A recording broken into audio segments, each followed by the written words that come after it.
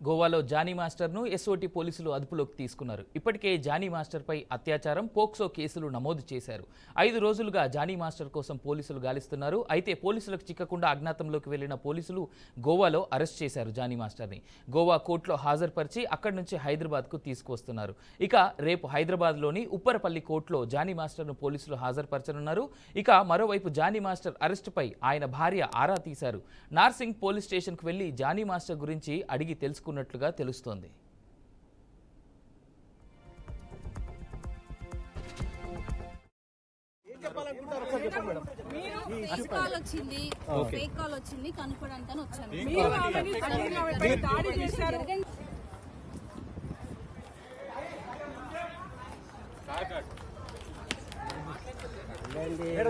ఏం చెప్పాలనుకుంటున్నారు?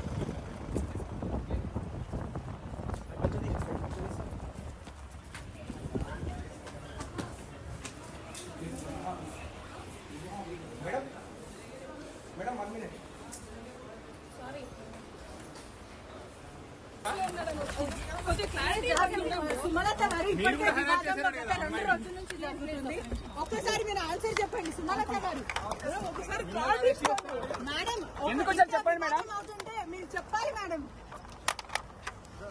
మన మీద కేసు పెడతామంటాము. ఇక్కడ ఉన్నాం కదా.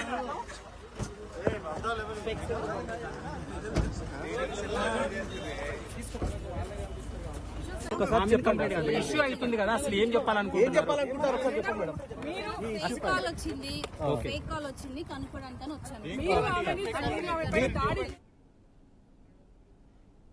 ఇక జానీ మాస్టర్ వివాదంపై బీజేపీ ఎమ్మెల్యే రాజాసింగ్ స్పందించారు. ఇప్పటి వరకు ఎంతమంది అమ్మాయిలను మతమార్పిడి కోసం జానీ మాస్టర్ ఒత్తిడి చేశారో బయట పెట్టించాలని సిపికి రాజాసింగ్ డిమాండ్ చేశారు.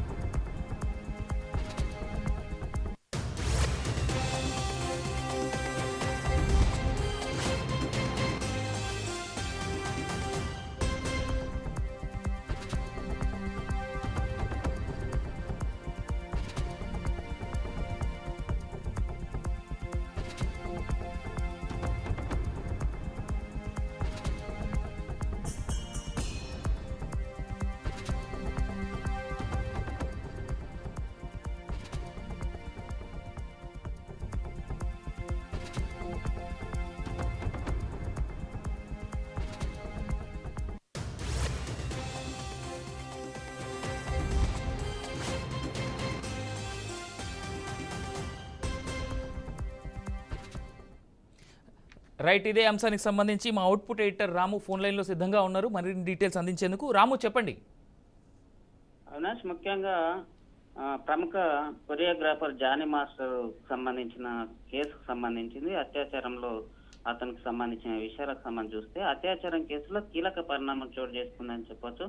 జానీ మాస్టర్ ను పోలీసులు గోవాలో అరెస్ట్ చేసినట్లు తెలుస్తుంది. అట్లాగే గోవా కోర్టులో కూడా ఆయన పోలీసులు ప్రొడ్యూస్ చేసినట్లు తెలుస్తుంది. మొత్తానికైతే అతనికి సంబంధించిన పీటీ వారెంట్ సంబంధించింది కింద హైదరాబాద్ సంబంధించి తరలిస్తున్నట్లు తెలుస్తుంది. కాగా జానీ మాస్టర్ ను బెంగళూరు నుంచి గోవా తీసుకెళ్లినట్లు కూడా కొంత సమాచారం రావడం జరిగింది. అతన్ని అరెస్ట్ చేసేందుకు ఎస్ఓటి పోలీసులు, నార్సింగ్ పోలీసులు రంగం దిగారు. మొత్తానికి ఆపరేషన్ అయితే సక్సెస్ చేశారని చెప్పుకోవచ్చు. గోవాలో ఉన్నట్లు ట్రాక్ ఏదైతే వినిపించిందో దానికి సంబంధించి అక్కడే ఓ లాడ్జ్ లో ఉన్నట్లు నిర్ధారించుకొని ఎస్ఓటి పోలీసులు అక్కడికి వెళ్లి అరెస్ట్ చేసినట్లు తెలుస్తుంది.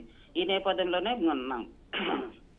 నార్సింగ్ సంబంధించిన పోలీసులు మొత్తానికి ఆయన ఒక 4 బృందాలుగా విడిపోవడం జరిగింది. దీనిలో భాగంగానే ఒక బృందం గోవాలో, ఒక బృందం బెంగళూరు, ఒక బృందం కాశ్మీర్లకు సంబంధించింది, ఒక బృందం నెల్లూరుకు సంబంధించింది.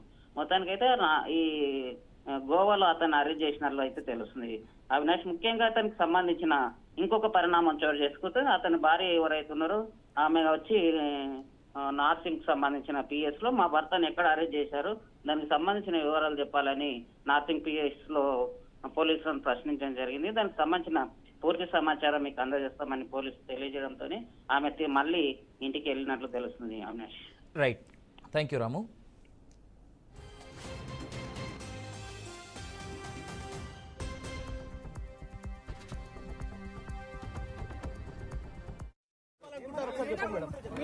మిస్ కాల్ వచ్చింది, ఫేక్ కాల్ వచ్చింది కనుక్కోవడానికి అని వచ్చాను. మీరు ఆమెపై దాడి చేశారు.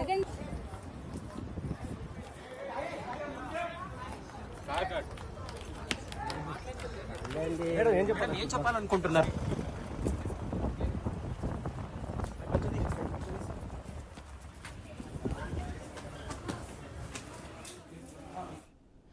ఇక జానీ మాస్టర్ వివాదంపై బీజేపీ ఎమ్మెల్యే రాజా సింగ్ స్పందించారు. ఇప్పటి వరకు ఎంతమంది అమ్మాయిలను మత మార్పిడి కోసం జానీ మాస్టర్ ఒత్తిడి చేశారో బయట పెట్టించాలని సిపికి రాజా సింగ్ డిమాండ్ చేశారు.